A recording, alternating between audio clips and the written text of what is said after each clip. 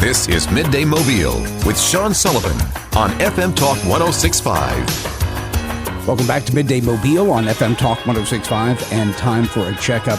Back in studio, good to see Cindy Gipson from AltaPointe, and welcome back to a conversation we've had in the past, but more information on that. Glad to have you. Thanks for having me. So this is something I remember you first brought this to me. You said, here's how AltaPointe we're working with the police department to try to change how they respond to calls that are really a mental health call, right? Absolutely. It's no secret that over the last 40 years, and especially with the closure of our state hospitals, law enforcement has become that first responder in a mental health crisis, and jails are our largest institutions nationwide.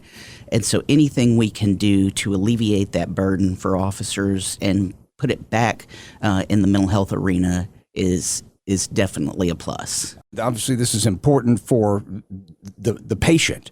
Absolutely. But also, for law enforcement. Talking to law enforcement folks over time, they said, we're there to enforce laws. We're not there to provide mental health counseling. That's not what they're trained to do. That's absolutely correct. And unfortunately, this is the way the deinstitutionalization movement has turned out. And, people are likely to call 911 for wrong McDonald's order these days. Right. And so certainly a mental health crisis family is going to reach out to an easy number that they know and to familiar faces, which a lot of times are law enforcement. Yeah, and looking at this too, these situations, we hear these sometimes bad outcomes from an escalation that didn't have to go that way, right? Absolutely, yeah. That you talking about these de-escalation procedures. I mean, so how is that done, and how are y'all using technology to do this?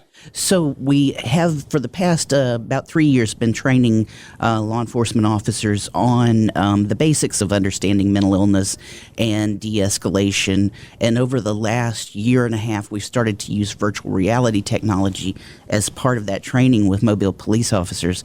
And that's really immersive and kind of gives them the opportunity to work through scenarios without hurting anyone in the process. You can make a mistake and nothing happens. And so we're using that, but we've been doing co-response.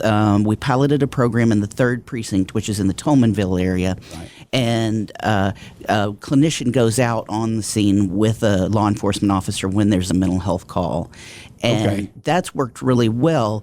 Except since COVID, we've all been short-staffed. Right. And we went out and visited a program in Harris County, Texas, which is Houston.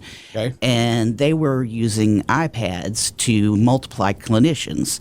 So basically, they have a clinician 24/7 at their crisis center. Okay. Same as we do now. Like somebody on call? Absolutely. Okay. They've got an iPad. Officers have the iPad, and the iPad has 2 buttons on it. One button is blue if the officer themselves is having a crisis, because we know officers have a high rate of suicide and post-traumatic stress disorder. So they can hit that button, instantly connect to a clinician, have a confidential free counseling session. The other button's the red button, and that's for someone else in a mental health crisis. So when they go out on scene and they've got this individual that they don't know what to do with, they can get an instant evaluation from a clinician. So, the clinician's back at headquarters at AltaPointe. Right. Do they then does the iPad then go to the person having the problem, or does the officer hold it and put the information in? How does it work, Dr. Gipson? It depends on the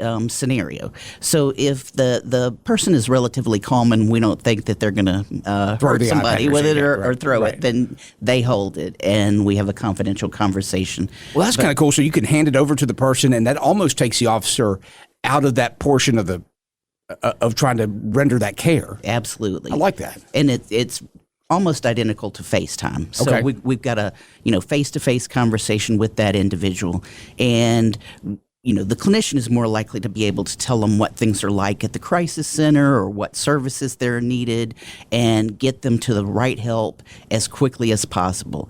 And that may mean that a clinician comes right out behind law enforcement and follows up, but it gets some law enforcement off of that scene quicker.